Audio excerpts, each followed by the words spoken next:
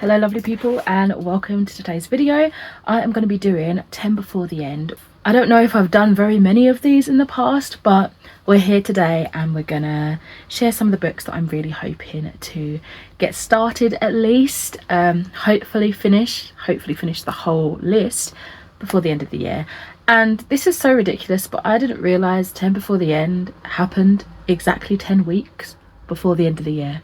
I thought it was just a random, solid number of 10 books that someone might want to read before the end of the year. That too, I guess. But yeah, there's a method to it all, and I'm only today years old when I realised that. Anyway, we're going to start off with these big piles of books. They're not in any particular order. They're quite higgledy-piggledy. Let's get going, shall we? So we are starting off with a graphic novel, which should be a quick one to read, and that is volume 3 of Something is Killing the Children. I have recently acquired this into my collection. I've been wanting to continue on with the series for a long time, but I just couldn't get hold of volume 3. Now I have it in my hands. I'm hoping to devour this in the final portion of 2025. This is about a sleepy, quiet town that is suddenly having an onslaught of children disappearances and murders. We then follow Erica, who comes into the town and she's like, I've got this. She's basically like a monster killer, a monster hunter, and she's kind of tasked herself to find what is wreaking havoc in this little town and hopefully put an end to it. It's gory, it's violent, it's graphic, it's intense. I really enjoyed the first 2 volumes when I read those. Must have been like last year, the year before maybe. Really excited to dive back into this series. I've also got volume 4, so hopefully if I'm in such a mood I can jump straight onto that off the heels of this one. Next up is a novel that I'm already slightly reading. I don't know why I said slightly. I'm in the middle of reading. I'm currently on chapter 21, and that is Gwendy's Final Task by Richard Chismar and Stephen King. This is the 3rd and final book in the Gwendy's Button Box series, which ended up being a longer series, I guess a trilogy, than I was expecting.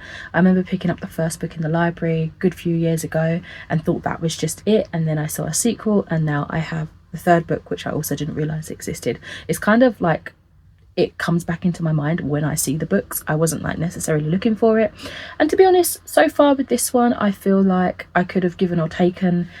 The 3rd book I could have just been happy with, honestly, just the first book, because I can't off the top of my head remember what happened in the second story. But yeah, I want to give this a finish. I'm about a third of the way through, as I say, of chapter 21. We're following Gwendy, who in the first book is like a preteen young girl who is kind of approached by this man in a hat who gives her this button box, and within that she has this power, this ultimate power really, to make or break the world. And that's kind of where I'm going to leave it. The 3rd book sees her in her later years as an adult, running for mayor, things like that. There's space in this one, and yeah, you kind of see how this journey has unfolded with the dangerous button box at the heart of it. I'd also like to finally continue on with A Shade of Vampire. I had said from the beginning of this year I think that I want to get on with this series, and I have yet to pick up the sequel. The sequel is A Shade of Blood, and this is by Bella Forrest. We are following, in the first book, a girl who, I think on her 17th birthday, she's walking down the beach and she gets kidnapped by a vampire. She's taken to the Shade, which is like this underground secret cavern, like empire of vampires, and she's basically added into the overarching Prince of Darkness vampires harem. It's about Sophia, her desire to escape, her making these plans, but of course ultimately falling for our bad guy, right? It's a lot of fun. I have a video dedicated to it. I've read it twice in my life, the first book that is, and I did a video most recently where I was kind of reflecting on my initial thoughts 7 years prior and revisiting the story as like an adult, I guess.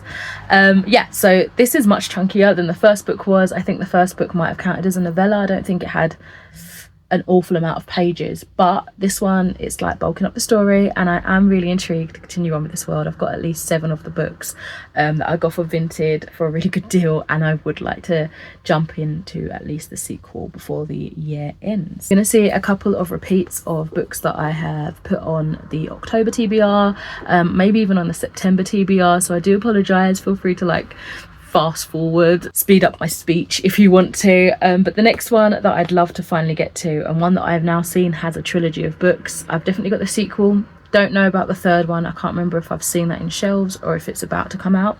But anyway, this is A.T. Qureshi's The Baby Dragon Cafe, which sounds absolutely darling. I think it's going to be a little bit spicy, a little bit romantic. I'm not too sure on the level of spice there. But following our main character, whose name I've forgotten, Saphira, opens a cafe and is kind of struggling a little bit. We then have our main male character, who's Aiden. He's a gardener, he's grumpy, he's the grumpy to Saphira's sunshine, and he's struggling with his pet baby dragon's like temperament and kind of getting him trained up. So he's like, you know what, this Saphira's really good with dragons. I'm gonna give her some money so that she can help me train my dragon. And it's kind of like a helping each other, because it's going to try and keep her afloat in her cafe business, as well as him getting, you know, a trained dragon out of it. But of course, they're probably going to get in proximity with each other and like each other a little bit more than they expected. So I'm excited to try this one and kind of just see how the story develops, because honestly I thought this was just going to be a one-off. So to see that there's at least 2 other books set, I'm not sure if it's a direct sequel or if it's just set in the world. I'd be fascinated to know how that transpires. I've also got The Great Library of Tomorrow by Rosalia Aguilera Solis. This was kindly given to me by Black Crow PR as part of their book tour and promotion of this new book coming out. This is the first book in the series, the Book of Wisdom's trilogy, and it is made in like collaboration with the music festival Tomorrowland. So it's a magical world kind of set in their Tomorrowland, I guess, with all of the beliefs at the heart of their concert and what they aim to give the masses in a story form. So it sounds really cool. I think our main character is like a scholar in this great library, and it sounds like people are after what she is unveiling, like the secrets that she's unveiling. So it sounds like there's quite a lot of high tension, a bit of an epic fantasy going on there. It just sounds brilliant, and the more I look at the cover, the more I fall in love. Another one sent to me, funnily enough, by Black Crow PR is A Rather Vengeful Accord by Daniel Knight. This one comes out in November, so I'd like to try and finish this at least some point within November anyway. It sounds so much fun, and as you can see, I'm already in the middle of reading this. I am on chapter 7. I put it down for a little while just because I had some other books that I needed to review, and I realised that I didn't need to get anything urgently out for this one just yet, so I'm taking my time, slowly reading it, really enjoying it. We've got gladiators, we've got like a magic, necromancy based magic, we've got a university setting, and of course we've got enemies to probably lovers. They have themselves entered into a accord where to get into this prestigious university they kind of need to use each other. They hate each other, but they both have the elements of skill set and knowledge that the other needs, so they've grouped them together as like one candidate for the studency of the university. So yeah, that's gonna be difficult going. They clearly have some sort of attraction, and there's more to our FMC than we may initially have figured. So that's interesting, trying to figure out all of that and what's going on there, as well as the actual rivalry between the two, which is Hal and Alistair. And also like the whole magic based system is really interesting. It is very info dumpy in the beginning because it is really setting up this awesome world with all these like different skills and magics and kind of like a hierarchy of people as well. So yeah, it is info dumpy, but I think it's necessary. And yeah, I'm hopeful to finish and enjoy this at the end of the year. I have Ava Reid's Lady Macbeth, which this will probably be my first Ava Reid book, and I've been wanting to try some of their works for a long time. I think I've got a couple more up there somewhere. Something's watching me. This is a retelling of Macbeth through the eyes of Lady Macbeth and her dark secrets and her magic and the scheming that she did in Macbeth, I'm imagining.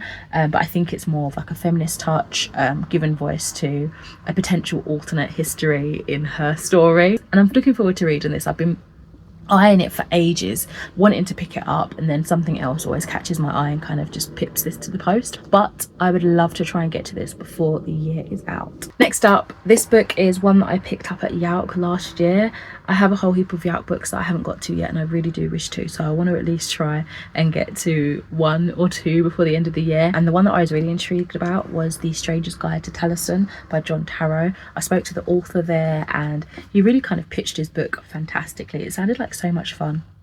It's set, I think there's 2 books actually, and they're set kind of like different characters but a similar sort of story and concept. The one that I picked up, it's not necessarily the first book in the series. I think you can read it in any order you want, but they do connect eventually. Following a young boy, I think he's 13, that is alone in the world. He has no one. He stumbles on this like abandoned council house, and in there he becomes trapped in this labyrinth that is actually trying to protect the last remnants of the magical places in this earth. It sounds like a lot of fun. I think it's actually based on these gardens that the author visits in the UK. I can't remember what the gardens are called off the top of my head, but he's kind of written a story around that, which it sounds really cool, and I would love to visit, especially after reading the book, maybe going on a trip and kind of seeing some of the nods to the stories. So yeah, it sounds like a lot of fun, really full of adventure, fantasy, and maybe whimsy. I think there's ghosts in here, obviously magical places, labyrinths. I'm hoping we get to explore different places. I think I remember the author saying there's almost like alternate timelines and stuff as well. So yeah, it sounds really brilliant. Hopefully I enjoy it. A little bit of a more festive one that I didn't get to last year, when I'm pretty sure is when I bought this one. This is The Nightmare Before Christmas by Sarah Rush. This sounds really cute. You've got the king of Halloween festival and the king of Christmas festival, and they're very much competitive. Their families are kind of like against each other, and they always want to be the biggest and best holiday. They have a little bit of a rivalry, and of course with all of that excitement and, you know, I'm assuming prank wars or trying to one up each other, they end up catching feelings, and it sounds so cute. I just want a little bit of sweetness in my life with a little bit of festivity for both Halloween and Christmas, and I think this is the perfect story to dive into. So hopefully I enjoy that. I think I can read it any point throughout the rest of this year. Like October, it's perfect. November, that bridge between, you know, festive seasons, and December, of course, being like the Christmas month, right? So I think it's any time from now I can enjoy this. I've just got to remind myself and get going really. And lastly, I was so excited for this when I was seeing all like the merch and all the advertisement at Yauk for it last year, and I tried to enter a competition to win an ARC and I did not win it. But I have since bought the book and I've still not read it. I think I've overhyped myself and I'm a bit scared. This is Quicksilver by Callie Hart, is it? Yeah, Callie Hart. And it just sounds fantastic. I think it's fae, it's romanticy. I honestly don't know more than what I probably knew a bit before, and then I've since forgotten, and I kind of want to keep it that way. I just want to dive into this and enjoy it, but I almost have this feeling that I'm going to sabotage myself once again and not pick it up any point throughout the rest of the year. So I need to be held to account a little bit and be prodded to read this. So if anyone wants to do like a buddy read or anything like that, if you still haven't read this and you're really dying to, then let me know, hit me up, and we can read together and such. But yes, my friends, that completes my 10 before the end. Have you got any of these books on your end of year TBR? Have you read any already, particularly this year? What do you recommend? What are you loving? What didn't you vibe with? I would love to know. Anyway, thank you again for watching today's video, and I shall catch you in another one soon. Bye.